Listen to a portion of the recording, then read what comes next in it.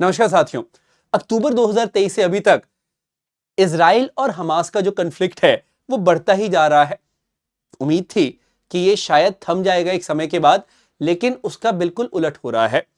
ना तो इजराइल और हमास का कन्फ्लिक्ट थमने का नाम ले रहा है, बल्कि उसके अंदर और प्लेयर्स जो हैं और जो एंटिटीज हैं, एलिमेंट्स हैं, वो इन्वॉल्व होते जा रहे हैं।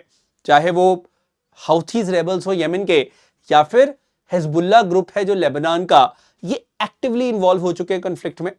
चलिए, यमन के हाउथी रेबल्स तो फिर भी शिपिंग लाइंस को डिस्टर्ब कर रहे हैं, इनडायरेक्टली उस चीज को इंपैक्ट कर रहे हैं।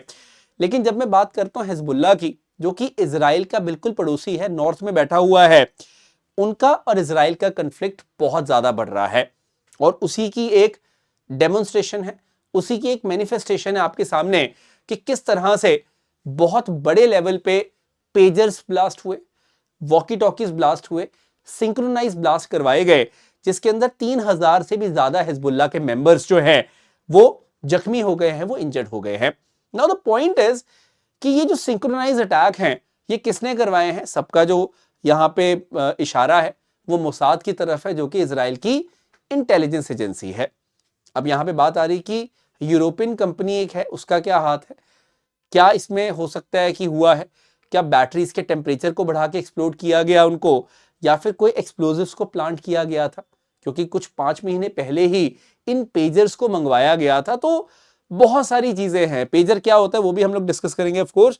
सो now a lot of things are there, जिनको मैं बहुत शॉर्ट लेकिन इंपैक्टफुल वीडियो में यहाँ पे कवर करने वाला हूँ। अंत तक बने रहिएगा, because I think it's worth it. You will definitely be gaining something out of it. शुरू करते हो इस न्यूज अपडेट से, जाके आपको और बेहतर तरीके से समझा सकूं। सबसे पहले समझे कि हमने क्या देखा यहाँ पे। अब 17 और 18 तारीख यहाँ पे बहुत इंपॉर्टेंट है। 17 सितंबर को हमने देखा, ट्यूसडे के दिन, कि बहुत सारे पेजर्स जो होते हैं वो एक्सप्लोड किए, जो कि हिजबुल्ला के मेंबर्स बेसिकली यूज कर रहे थे। अब पेजर क्या है? पेजर एक बेसिकली डिवाइस है, इस तरह का डिवाइस है पेजर। सो एक कम्युनिकेशन डिवाइस है। इसमें क्या होता है, मैसेजेस जो होते हैं वो आपको दिखते हैं। कोई भी आप टेक्स्ट मैसेज जो है वो आप यहाँ देख सकते हैं। पेजेस के साथ अच्छी चीज होती है कि ये रेडियो फ्रिक्वेंसीज पे काम करते हैं, तो वहां पे अगर नेटवर्क रिसेप्शन पुअर भी है एरिया में, तब भी पेजेस बहुत अच्छे से काम कर जाते हैं। और ये फटने के बाद कुछ इस तरह के हुए तो आप देख सकते हैं। और जो कंपनी का यहाँ पे नाम लिखा है, जिसके बारे में बात करूंगा मैं, गोल्ड अपोलो, इसके बारे में हम लोग बात करेंगे। क्या इसका हाथ है, क्या कुछ हो सकता है इसके अंदर, will certainly be talking about that. और ये क्यों बहुत बड़ा इशू बन गया उसके बारे में बात करेंगे। तो कहीं इस तरह की हमें न्यूज आइटम्स देखने को मिली, एंड दैट वाज कि Hezbollah walkie talkie exploded a day after pagers blast. तो एक दिन पेजर्स ब्लास्ट हुए, उसके बाद वॉकी टॉकीज हुए। 3000 से ज्यादा हमने देखा जख्मी लोग, और अभी ये जो डेथ्स हुई हैं इसके आंकड़े बढ़ने के बहुत ज्यादा चांसेस हैं। So will certainly see to that. Lebanon, जो कि कंट्री है जिसकी कैपिटल बेरूत है, यहाँ पे आप कंट्री देख सकते हैं। और यहाँ पे इस तरह की क्योस हमें देखने को मिली, जो कि आप इस वीडियो में देख सकते हैं। बहुत सारे दृश्य में आपको नहीं दिखा सकता अनफॉर्चुनेटली, बट आप समझ सकते हैं with the level of the chaos कि वहां पे कितनी बुरी हालत हुई। अब ये जो पूरा सिंक्रोनाइज अटैक है, ये क्यों बहुत बड़ी चीज है उसके बारे में आप ये समझें। इजराइल का ईरान के साथ भी जो एक हम जब बात करते हैं रिश्ता है, बहुत खराब है। आई थिंक आपको ये बात पता होगी। हिजबुल्ला के साथ तो खराब है ही है, और ईरान और हिजबुल्ला बहुत अच्छे मित्र हैं। इनफैक्ट हमेशा से इल्जाम लगते रहे हैं कि ईरान हिजबुल्ला को सपोर्ट करता है। यहां पे क्या हुआ, बाई चांस वाली बात है कि जो ईरान के एम्बेसडर हैं, जिनका नाम है मुज्तबा अमानी, उनके पास भी एक पेजर था, और वो पेजर भी यहां पे एक्सप्लोड हुआ, जिसके अंदर he lost his one eye. Now that is very much important. He lost an eye in the explosive pager blast जो हुए हैं, synchronized attack हुए हैं. Now that is actually a big diplomatic crisis, I would say. Ambassador होना, envoy होना बहुत बड़ी बात होती है, और ईरान के इन्वॉय की इसमें एक आंख चली गई है। So that is what makes this matter very much complicated. कितने बड़े लेवल पे सिंक्रोनाइज अटैक हुए हैं, अगर आप देखेंगे टीवी में बहुत सारे दृश्य आपको देखने को मिलेंगे। So this tells you the gravity of this particular situation. अब अगली बात आती है कि ये जो पेजेस थे बेसिकली, ये कौन सी कंपनी के पेजेस थे। Will certainly come to that, उसके ऊपर हम आएंगे। Just have some patience. Now what is more important is, आप यहाँ पे अगर ये पूरा एरिया भी देखते हैं मेडिटेरेनियन सी का, तो यहीं पे लेबनान है, नीचे इसके इजराइल है। अभी आपको ये तो पता ही होगा कि गाजा की हम जब बात करते हैं वहां पे हमास बहुत एक्टिव है, और इसके नॉर्थ में लेबनान है जहां पे वहां पे हिजबुल्लाह बहुत एक्टिव है।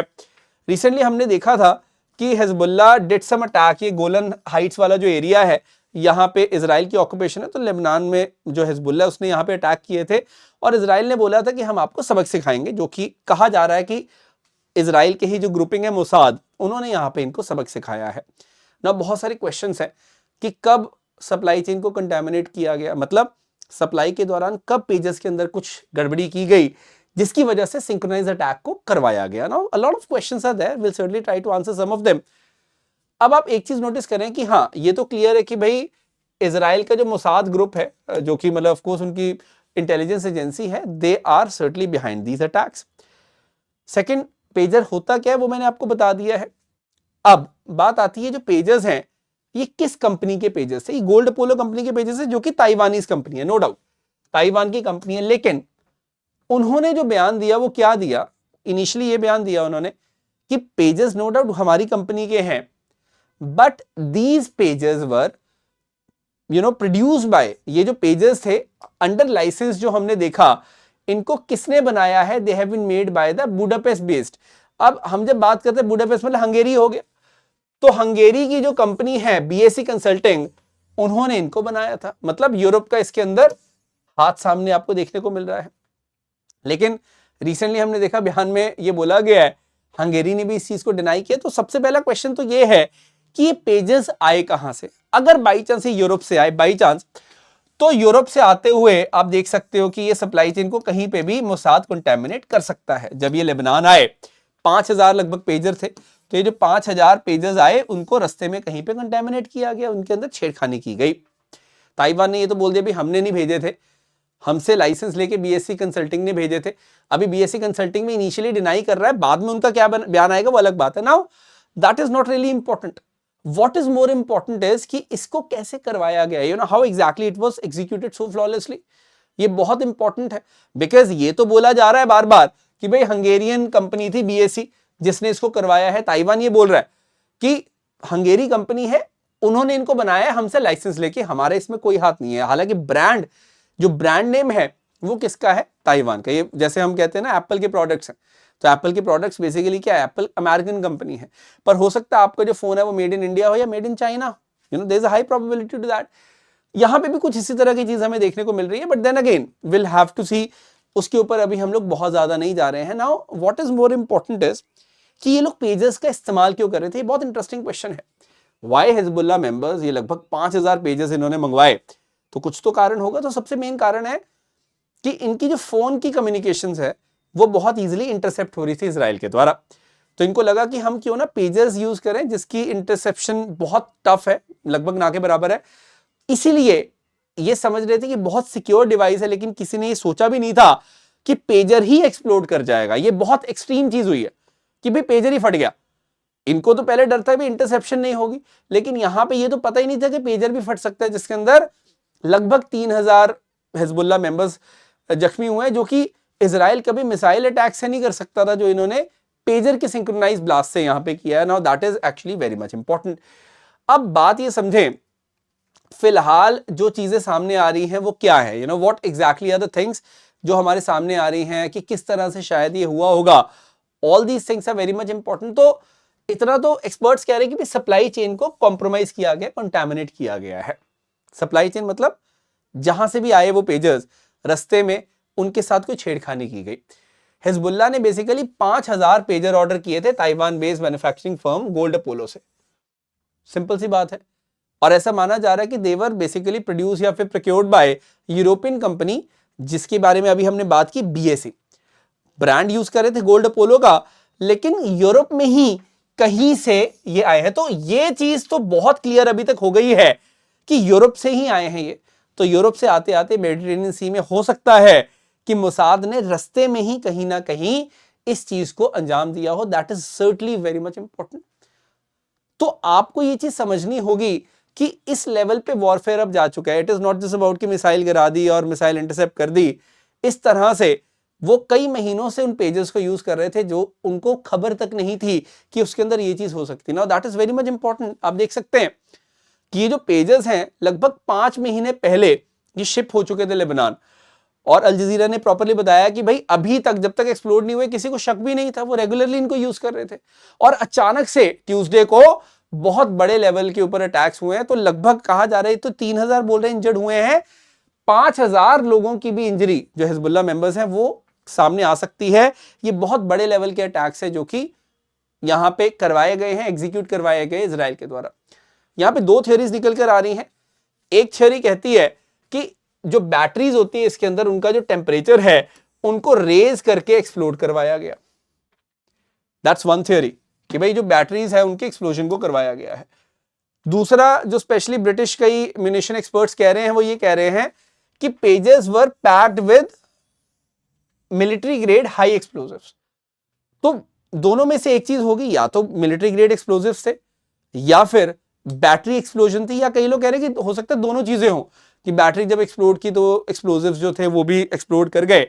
बिकॉज बैटरी कैन एक्सप्लोड, जब बैटरी का टेम्परेचर बढ़ेगा तो वो एक्सप्लोड करेगी। लिथियम बैटरीज तो overheat, they can reach 1000 degree Celsius also, lithium battery कर सकती है काम।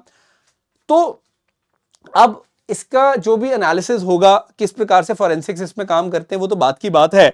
पर मैं इतना जरूर कह सकता हूं कि ये क्योंकि इजराइल के साथ इसको जोड़ा जा रहा है ना, that is something which is very very big.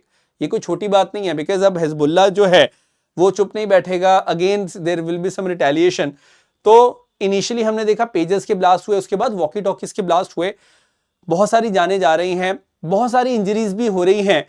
And you certainly can give your inputs to that कि आपको क्या लगता है यहाँ पे जो हुआ। बिकॉज अगेन मैं यहाँ बोलना चाहूंगा डिप्लोमेटिक क्राइसिस बहुत बड़ा है, जो कि मैंने अभी आपको बताया है कि ईरानियन एनवॉय जो है वो भी बहुत बुरी तरह से इंजर्ड हुए हैं। Now that is going to be seen in future की क्या हो सकता है। बिकॉज तेहरान ने तो बोला है, ईरान ने बोला है कि भाई हम इसके बहुत ज्यादा बड़ा जवाब देंगे। तो यहाँ पे यही चीज चल रही है।